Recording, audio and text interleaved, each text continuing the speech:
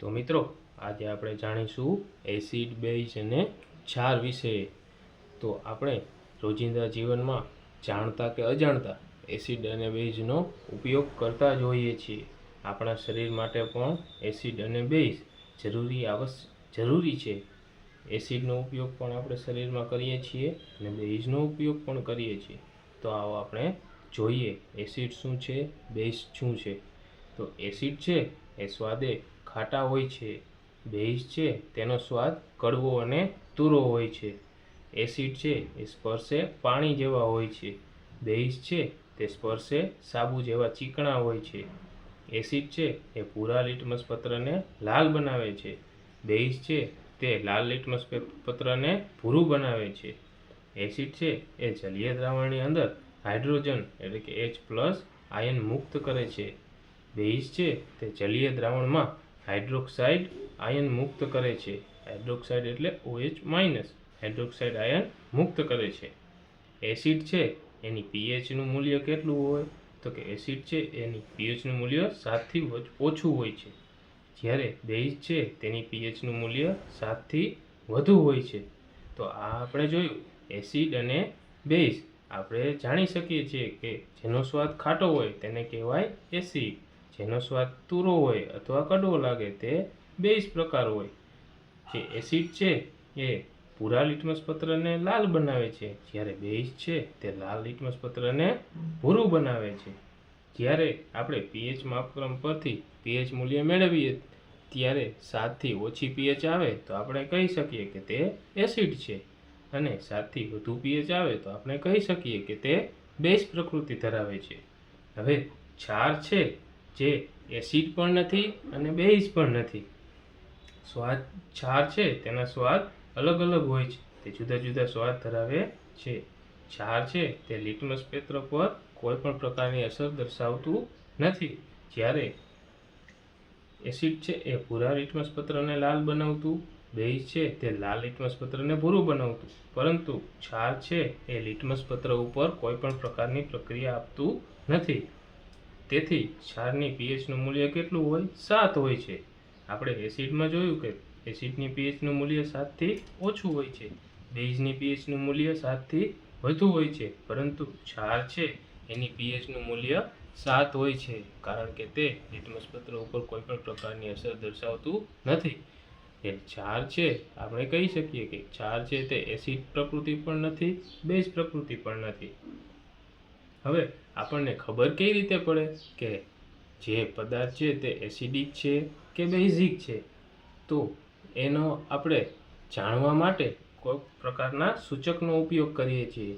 સૂચક એટલે કેવું શું કે કોઈ પદાર્થ એસિડિક છે કે બેઝિક તેનું પરીક્ષણ કરવા માટે ખાસ પ્રકારના પદાર્થનો ઉપયોગ કરવામાં આવે છે। આવા પદાર્થોને આપણે સૂચક કહીએ છીએ। કેટલાક કુદરતી સૂચકો છે જેવા કે હળદર, લિટમસ, જાસૂદની પાંદડીઓ, આનો ઉપયોગ કરીને આપણે એસિડ છે કે બેઝ તે આપણે જાણી શકીએ છીએ। કુદરતી સૂચકોનો ઉપયોગ એ માટે કરવામાં આવે છે।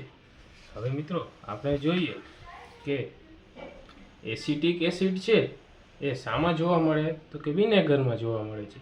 એસિટિક એસિડ છે એ વિનેગરમાં જોવા મળે છે। ફોર્મિક એસિડ છે એ કીડીના ડંખમાં જોવા મળે છે। જ્યારે આપણને કીડી ડંખ મારે છે ત્યારે તેની આજુબાજુ લાલ પ્રકારનું ચામઠા જેવું થઈ જાય છે, તે હોય છે ફોર્મિક એસિડ। કીડી જ્યારે ડંખ મારે ત્યારે તેની અંદર હોય છે ફોર્મિક એસિડ।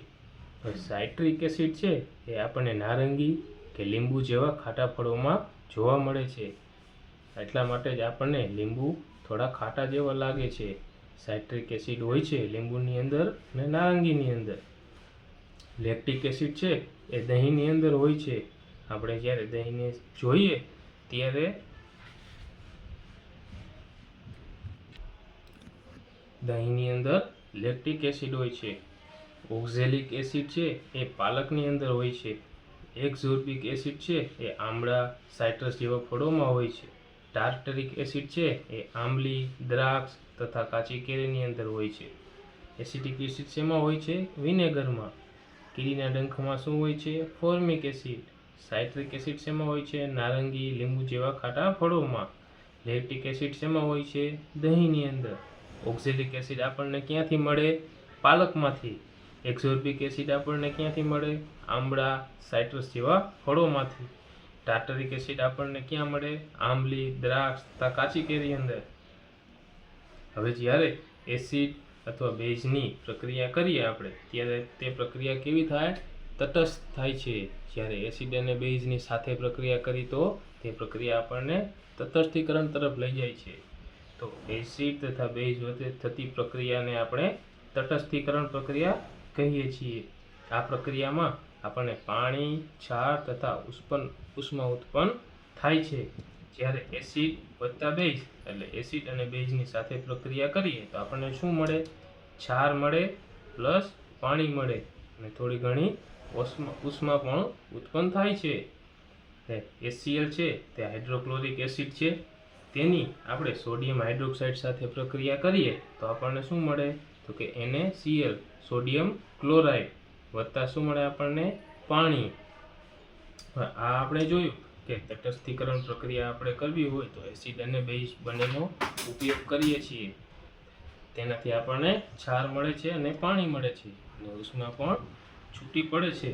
તો આ રીતે આપણે સામાન્ય જીવનની અંદર પણ તટસ્થીકરણ પ્રક્રિયા કરીએ છીએ કે જ્યારે આપણને અપચો થાય છે ત્યારે આપણા જઠરની અંદર એ શું વધી ગયું હોય છે? એસિડનો સ્ત્રાવ વધી ગયો હોય છે. જ્યારે આપણા જઠરની અંદર એસિડનો સ્ત્રાવ વધારે પ્રમાણમાં થઈ જાય ત્યારે આપણે કોઈ પ્રકારના બેઝનો ઉપયોગ કરીએ છીએ જેને આપણે કહીએ છીએ કે મિલ્ક ઓફ મેગ્નેશિયા. જ્યારે આપણને અપચો થાય છે, આપણા જઠરની અંદર એસિડ વધારે પ્રમાણમાં થઈ જાય છે ત્યારે આપણે મિલ્ક ઓફ મેગ્નેશિયાનો ઉપયોગ કરીએ છીએ. તે એક બેઝિક પ્રકારનું પદાર્થ છે કે જેનાથી આપણને એસિડિટીથી રાહત મળે છે. જ્યારે આપણને કીડી કરડે છે ત્યારે તેમાં ફોર્મિક એસિડ હોય છે. આપણે આગળ જોયું કે કીડી કરડે ત્યારે કીડીના ડંખની અંદર ફોર્મિક એસિડ હોય છે. તો તેની અસર આપણે નાબૂદ કરવા માટે આપણે શેનો ઉપયોગ કરી શકીએ? કે ત્યારે બેકિંગ સોડાનો આપણે ઉપયોગ કરી શકીએ. જ્યારે આપણને કીડી કરડે ત્યારે તેના ઉપર આપણે બેકિંગ સોડા લગાવી શકીએ, જેનાથી એસિડ વત્તા બેકિંગ સોડા છે એ બેઝ પ્રકારનું છે. તો તેનાથી તટસ્થીકરણની પ્રક્રિયા થાય છે અને આપણને કીડીના ડંખથી રાહત મળે છે. જ્યારે આપણે જમીનની માવજત કરતા હોય, આપણને ખબર છે કે આપણી જમીનની અંદર ક્યારેક એસિડ વધી જાય છે અથવા તો ક્યારેક બેઝ પ્રકાર વધી જાય છે. તો તેનાથી આપણને નુકસાન શું થાય કે પાક છે એ પૂરતા પ્રમાણમાં ઉગતો નથી અને આપણને નુકસાની આવે છે. તો જ્યારે જમીનની અંદર એસિડ વધી જાય છે ત્યારે આપણે તેમાં કેલ્શિયમ ઓક્સાઇડ અથવા કેલ્શિયમ હાઇડ્રોક્સાઇડનો ઉપયોગ કરીએ છીએ. આથી જમીન બેઝ પ્રકારની થાય છે. જ્યારે જમીનની અંદર બેઝ વધી જાય છે ત્યારે આપણે જમીનને તટસ્થીકરણ કરવા માટે તેમાં સેન્દ્રિય પદાર્થનો ઉપયોગ કરીએ છીએ, જેનાથી સેન્દ્રિય પદાર્થ છે એ એસિડિક પ્રકારનું ધરાવે છે. તેથી તટસ્થીકરણની પ્રક્રિયા થઈને જમીન એ બરોબર થઈ જાય છે. ક્યારેક ફેક્ટરીના વેસ્ટમાંથી જે કચરો નીકળે છે તે એસિડિક કચરો હોય છે. તો તેનું આપણે નદી અથવા નાળાની અંદર તે પાણી જેમનું તેમ જવા દઈએ તો આપણને એ માછલીઓને નુકસાન થાય છે. તે ઢોર ઢાંખર પાણી પીવે છે તો તેમને નુકસાન થાય છે. જો માણસ છે તે પાણીને પીવે છે તો તેને પણ નુકસાન થાય છે. આથી નુકસાનથી બચવા માટે જમીનની અંદર પાણી જાય છે, નાળાની અંદર પાણી જાય છે ફેક્ટરી વેસ્ટનું, તેનાથી આપણે બચવા માટે શું કરી શકીએ કે તેનું આપણે તટસ્થીકરણ કરી શકીએ.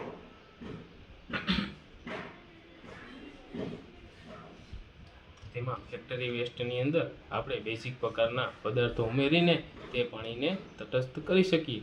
આ રીતે આપણે આપણા જીવનની અંદર આપણો બચાવ કરી શકીએ છીએ તે પાણીથી અને આપણા ઢોર ઢાંખરને પણ બચાવી શકાય છે. Thank you.